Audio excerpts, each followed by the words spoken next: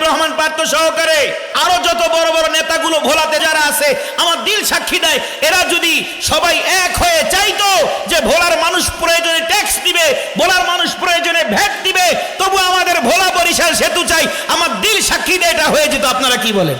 আজকে যদি আপনার বাবা এখানে স্ট্রোক করে, হঠাৎ আপনার মা স্ট্রোক করে, ইমার্জেন্সি যদি চরপেশনে ডাক্তাররা বলে ঢাকা নিয়ে যান, সত্য কথা বলেন তো লঞ্চগুলো সব চলে গেছে, আপনার পক্ষে কি ঢাকা নেওয়া সম্ভব? চরপেশন বেতুয়া ঘাটের লঞ্চগুলো চলে গেছে, বোরহানুদ্দিনের লঞ্চগুলো ঢাকার উদ্দেশ্যে ছেড়ে গেছে, আপনার পক্ষে কি আর ঢাকা আপনার বাবাকে মাকে নেওয়া সম্ভব? সঠিক সময় চিকিৎসা না পাওয়ার কারণে যদি মারা যায় হুকুম আল্লাহর, কিন্তু সারা জীবন মনের মধ্যে একটা আফসোস থেকে যায়, আহারে টাকা ঘর ভর্তি, জমি জমার অভাব নাই, কিন্তু আমার মা বাবার শেষ চিকিৎসার চেষ্টাটা আমি করে দেখতে পারলাম না। এটা একমাত্র নদীর কারণে, ঠিক কিনা বলেন না? একটা সেতুর আমাদের খুব দরকার। যুবকরা আন্দোলন করতেছে, শিক্ষিতরা আন্দোলন করতেছে, স্কুল কলেজ ইউনিভার্সিটির ভাইরা আন্দোলন করতেছে, কৃষক শ্রমিক মাঝি মাল্লা সবাই আন্দোলন করতেছে, সবাই দোয়া করতেছে, আমরাও সেই দোয়ায় সামিল হব, ঠিক কিনা কম? তাহলে বলতেছিলাম আমাদের এটা দক্ষিণ মেরু, আমাদের পরে আর কোনো স্থল নাই, দক্ষিণ অ্যান্টার্কটিকা মহাসাগর। আপনারা জানেন দক্ষিণবঙ্গ থেকে উত্তরবঙ্গ আমাদের শীত বেশি পড়ে কেন? হিমালয় পর্বত সেখানে।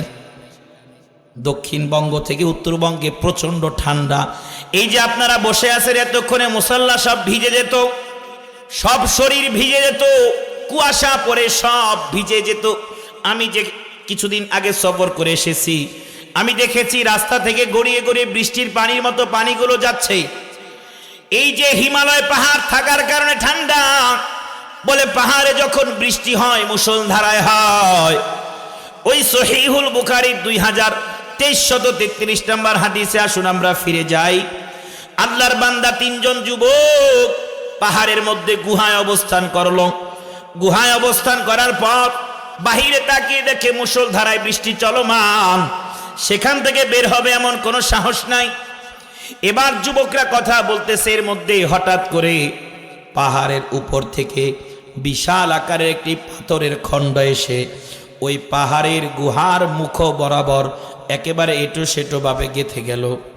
বাহিরে কিছু দেখা যায় না, এতে একে তো রাত্র, দ্বিতীয় অন্ধকার, বাহিরের কিছু দেখার সুযোগ নাই। তিন যুবক পাহাড়ের মধ্যে আটকিয়ে গেল।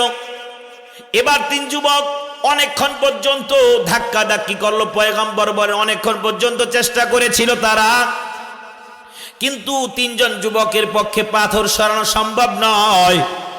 একজন যুবক হঠাৎ বলে উঠল, ভাই যতই আমরা চেষ্টা করি এই পাথর আমরা সরাইতে পারবো না, এই পাথর এমনিতেই আসে নাই, এই পাথরকে আমার রব আল্লাহ পাঠাইছে, চলো আমরা আল্লাহর কাছে দোয়া করে মুনাজাত করে আমরা পাথরকে আল্লাহর হুকুমে সরাইয়া দেই। বলেন সুবহানাল্লাহ।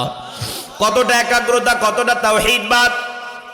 এমন বিপদের সময় হাল ছাড়ে নাই, আল্লাহকে ভুলে নাই। এখান থেকে আমরা কি শিখলাম? ও চরবেশনের আব্দুল্লাহপুরের মুসলমান, বিপদ আসবে কিন্তু আল্লাহকে ভুলা যাবে না, মুসিবতে অধৈর্য হওয়া যাবে না। যদি আপনি মুসিবতে অধৈর্য হয়ে যান বিপদ আরো বাড়বে। সমস্যায় পড়েছেন, মাথাটা ঠান্ডা করেন, 2 রাকাত সালাতুল হাজত আদায় করেন, চোখ দুটো বন্ধ করেন নামাজের মুসাল্লায়। বড় একটা সমস্যা, হা হুতাশ না করে মসজিদে ছুটে এসে সাহাবায়ে কেরামের মতো সালাতুল হাজত 2 রাকাত নামাজ আদায় করেন। মা বোনেরা ঘরের মধ্যে সালাতুল হাজত 2 রাকাত নফল নামাজ আদায় করেন। ঘরের মধ্যে নীরবে নিস্তব্ধে বসে যান, চোখ দুটো বন্ধ করে এবার নিজের সাথে নিজে একটু কথা বলেন, আল্লাহর সাথে কথা বলেন। ইনশাআল্লাহ ইন্নাল্লাহা মা'আস সাবিরিন। পড়েন সুবহানাল্লাহ। আল্লাহ বলে বিপদে যারা ধৈর্যশীল হয় আমি আল্লাহ তাদের সাথে আছি। আল্লাহ বলে বিপদে যারা ধৈর্য ধারণ করে আমি আল্লাহ কিয়ামতের ময়দানে বিনা হিসাবে তাদেরকে জান্নাত দান করে দিব। বলেন আল্লাহু আকবার। ধৈর্যের এত দাম, এত দাম। বলে ওই যুবকরা ধৈর্য হারা হয় না। 3 যুবক বসে এবার মনে মনে নিজেদেরকে নিজেরা নিজেদের সাথে কথা বলে আর বলে, ভাই স্মরণ করো এমন কি আমল আছে যে আমলের বিনিময়ে আজকে আল্লাহর কাছে তুমি কিছু চাইতে পারো। এমন কোন গোপন তোমার আমল আছে কিনা? ও চরবেশনের আব্দুল্লাহপুরের মুসলমান, মাহফিলে 1000 টাকা দিলে আমরা সবাইকে শুনাইয়া দেই, 1 মণ ধান দিলে আমরা সবাইকে জানাইয়া দেই, আত্মীয় স্বজনকে খানা খাওয়াইলে খোটা দিতেও দেরি করি না, চাষটরে চায়ের আড্ডাখানায় বসে আমরা আলাপে জুড়ে দিতে দেরি করি না, বন্ধুকে নাস্তা করাইলে পরবর্তীতে ঝগড়া হলে খোটা দিতেও দেরি করি না। অথচ আমাদের এমন কোনো গোপন আমল নাই যে আমলের বিনিময়ে আল্লাহর কাছে কিছু চাইতে পারি। তিনজন যুবক ডেকে বলো, ভাই কোন গোপন আমল আছে কিনা যে আমলের বিনিময়ে তুমি আল্লাহর কাছে আজ পর্যন্ত কিছু চাও নাই?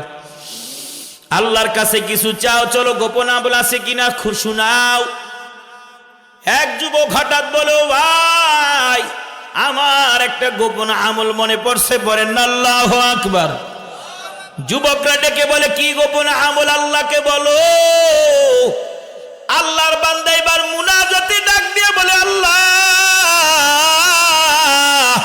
ও দয়ার মালিক, মায়ার মালিক আল্লাহ, আয় আল্লাহ আপনি জানেন আমি বকরি চড়াইতাম, আমার এছাড়া অন্য কোনো উপায় ছিল না।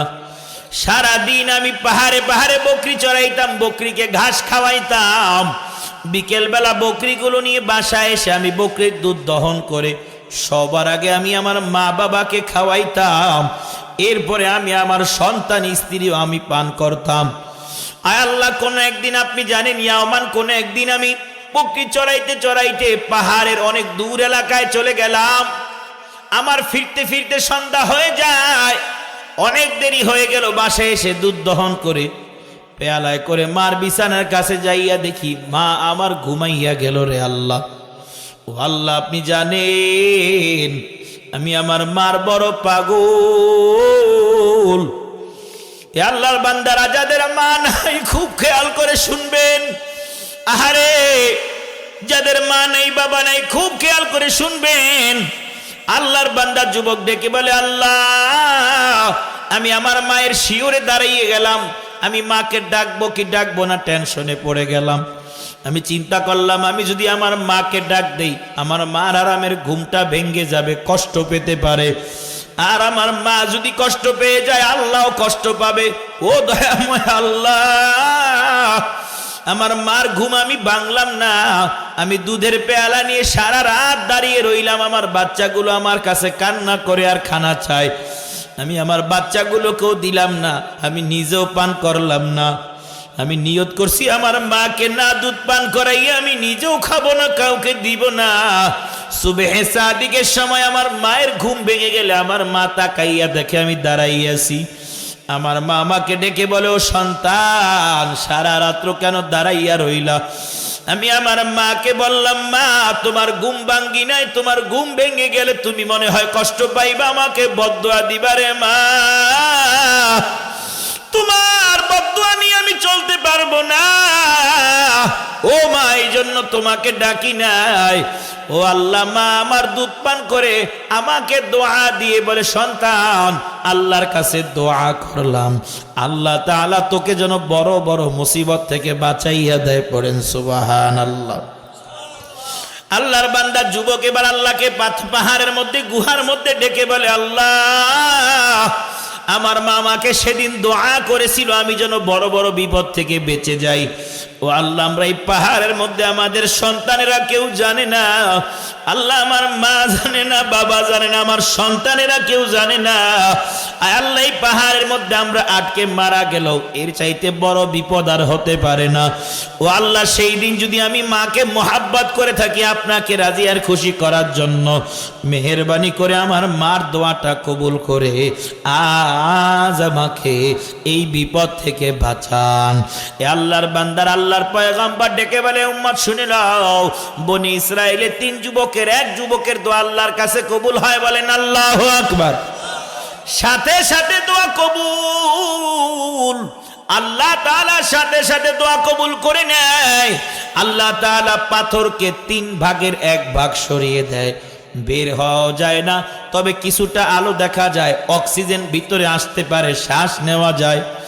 শ্বাস নিয়ে শুকরিয়া আদায় করি আল্লাহকে, বলে আল্লাহ তোমাকে ধন্যবাদ। এবার বের হওয়া যায় না। দ্বিতীয় যুবক হঠাৎ করে বলে, ভাই আমার একটা আমলের কথা মনে হয়ে গেল, যেই আমল আমি ছাড়া আর আল্লাহ ছাড়া দুনিয়ার কেউ জানে না। পড়েন না সুবহানাল্লাহ। এ গোপন আমলের কথা বলতেছি, ঈমানটা সঠিক করে আমল করে আল্লাহকে ডাকলে যে আল্লাহ সাড়া দেয়। ওয়া মান ইয়াতাওয়াক্কাল আলাল্লাহি ফাহুয়া হাসবুহু, আল্লাহ বলে যেই বান্দা আমি আল্লাহর উপর ভরসা করে, আমি আল্লাহ তার জন্য যথেষ্ট হয়ে যায়। আল্লাহু আকবার।